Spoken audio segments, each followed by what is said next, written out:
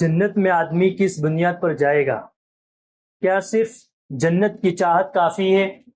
یا آدمی صرف جنت کی امیدیں کرنے پر جنت میں جا پائے گا یا نہیں جا پائے گا؟ تو چلیے آج ہم اس کو قرآن کریم سے سمجھتے ہیں۔ بسم اللہ الرحمن الرحیم۔ وَمِنْهُمْ أُمِّيُّونَ لَا يَعْلَمُونَ الْكِتَابَ إِلَّا أَمَانِيَّ وَإِنْهُمْ إِلَّا يَظُنُّونَ۔ اور ان یہودیوں میں سے کچھ ان پڑھ لوگ ایسے ہیں جو کتاب یعنی توریت کا علم نہیں رکھتے، ان کے پاس صرف جھوٹی آرزویں ہیں اور یہ محض خیالی باتوں میں بھٹکے ہوئے ہیں۔ یہود کے علماء اپنی عوام کو اس بات کا یقین دلاتے تھے کہ دیکھیے ہم جنتی ہیں، کیونکہ ہمارے آباء و اجداد اللہ تبارک و تعالیٰ کے پیغمبر ہیں، ہم ان کی نسل سے ہیں، اس لیے وہ ہماری مغفرت فرما لیں گے۔ تو عوام جو ہے ان کے علماء کی باتوں میں آ جاتی تھی، ان کے علماء کی باتوں پر یقین کر لیتی تھی۔ اس طرح یہود کے علماء اپنی عوام کو اسلام کو قبول کرنے سے روکتے تھے۔ تو قرآن کریم نے تردید فرما دی اور فرمایا کہ جنت میں آدمی نہ صرف آرزوؤں کی بنیاد پر، امیدوں کی بنیاد پر، انبیاء علیہ الصلاۃ والسلام کی نسل میں سے ہونے کی بنیاد پر، نہ مال و دولت کی بنیاد پر، نہ رنگ و نسل کی بنیاد پر جنت میں جا پائے گا، بلکہ آدمی اگر جنت میں جائے گا تو ایمان اور اعمال صالحہ کے ساتھ جنت میں جائے گا۔ فَوَيْلٌ لِّلَّذِينَ يَكْتُبُونَ الْكِتَابَ بِأَيْدِيهِمْ ثُمَّ يَقُولُونَ هَٰذَا مِنْ عِندِ اللَّهِ لِيَشْتَرُوا بِهِ ثَمَنًا قَلِيلًا فَوَيْلٌ لَّهُم مِّمَّا كَتَبَتْ أَيْدِيهِمْ وَوَيْلٌ لَّهُم مِّمَّا يَكْسِبُونَ۔ ہلاکتی ہے ان لوگوں کے لیے جو کتاب کو اپنے ہاتھ سے لکھ دیتے ہیں، پھر کہہ دیتے ہیں کہ یہ اللہ تبارک و تعالیٰ کی طرف سے ہے، تاکہ اس کے ذریعے سے تھوڑا سا معاوضہ حاصل کرے۔ تو ہلاکتی ہے ان کے لیے جو انہوں نے اپنے ہاتھ سے کتاب لکھی اور جو کچھ وہ اس کے ذریعے سے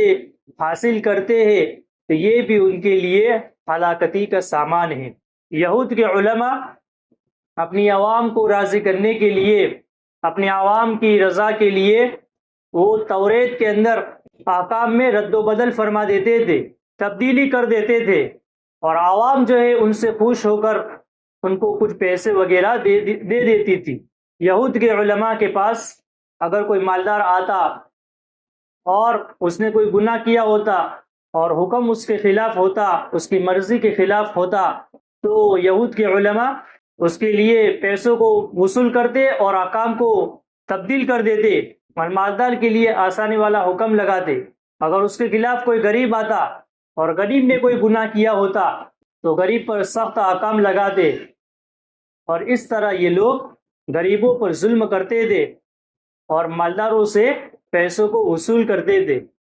قرآن کریم نے وہی سنائی ہے اور کہا کہ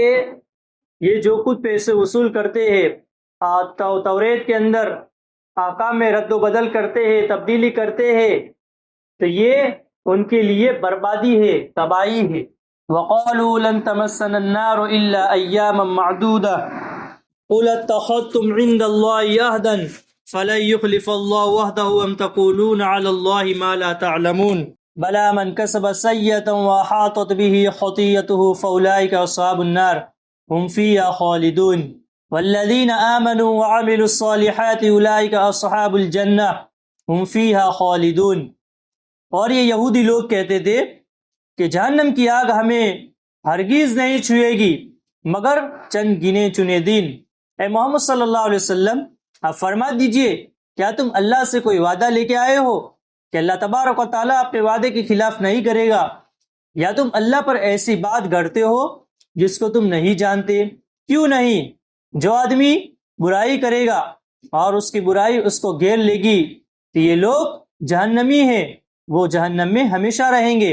اور جو لوگ ایمان لے آئیں گے اور نیک اعمال کریں گے تو یہی لوگ جنتی ہیں، وہ اس میں ہمیشہ رہیں گے۔ یہودیوں کا یہ عقیدہ ہے کہ ہم چونکہ انبیاء علیہ الصلاۃ والسلام کی نسل سے ہیں، انبیاء علیہ الصلاۃ والسلام اللہ تبارک و تعالیٰ کے پیغمبر ہیں، اس لیے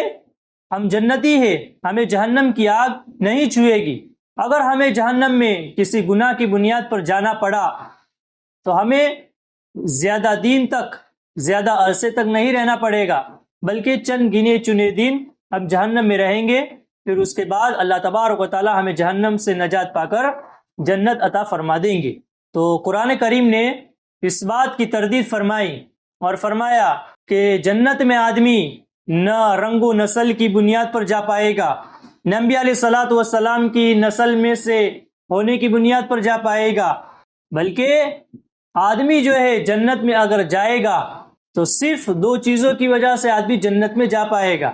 قرآن نے اصول بتلا دیا کہ دو اصولوں کی بنیاد پر جنت میں جا پائے گا، ایک ایمان اور دوسرا اعمال صالحہ۔ اگر ایمان کے ساتھ زندگی کو گزارا ہوگا، اعمال صالحہ کے ساتھ زندگی کو گزارا ہوگا، تو وہ آدمی چاہے انبیاء علیہ الصلوۃ والسلام کی نسل سے نہ ہو، چاہے اس کے پاس مال و دولت نہ ہو، چاہے وہ اعلیٰ خاندان سے نہ ہو، لیکن وہ آدمی آخرت میں کامیاب ہوگا۔ لیکن جو آدمی اس کے برخلاف زندگی گزارے گا، اللہ کی نافرمانیوں کے ساتھ زندگی کو گزارے گا، اللہ کے حکموں کو توڑ کر زندگی گزارے گا، نبی کے طریقوں کو چھوڑ کر زندگی گزارے گا، تو وہ آدمی آخرت میں ناکام ہوگا، چاہے وہ نبی کی نسل سے ہو، چاہے اس کے پاس مال و دولت کتنا ہی کیوں نہ ہو، چاہے وہ اعلیٰ خاندان سے کیوں نہ ہو، پھر بھی وہ آدمی آخرت میں ناکام ہوگا، کیونکہ اللہ تبارک و تعالیٰ کے یہاں ایمان اور اعمال صالحہ کا وزن ہے، ایمان اور اعمال صالحہ کی قیمت ہے۔ آدمی ایمان اور اعمال صالحہ کی بنیاد پر جنت میں جا پائے گا۔ اسی کو اللہ تبارک و تعالیٰ نے یہاں پر بیان فرمایا ہے کہ جو لوگ ایمان لائیں گے، نیک اعمال کریں گے، تو یہ لوگ جنتی ہے، وہ اس میں ہمیشہ رہیں گے۔ بلا من کسب سیئۃ وحاطت بہ خطیئۃ، یہاں پر فرمایا کہ اس کی برائیاں، اس کے گناہ اس کو گھیر لیں گے، تو یہ لوگ جہنمی ہے۔ اس کے گناہ اس کو گھیر لیں گے، اس سے مراد کیا ہے؟ اس کا مطلب کیا ہے؟ تو اس کا مطلب یہ ہے کہ آدمی کے پاس کوئی نیکی باقی ہی نہ رہے،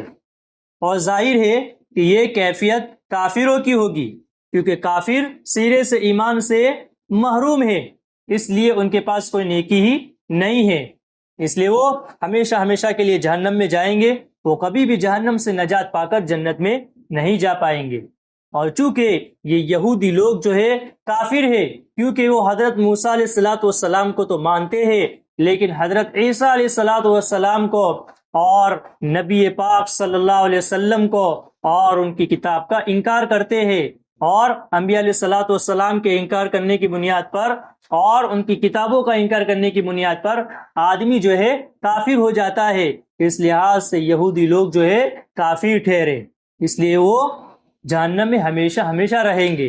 البتہ اگر ایمان والا ہے لیکن اس کے پاس ایمان ہے، اگر اعمال صالحہ نہیں ہے، اعمال کمزور ہے، تو وہ ایمان والا اگرچہ جہنم میں جائے گا، لیکن کچھ دنوں تک سزا بھگتنے کے بعد وہ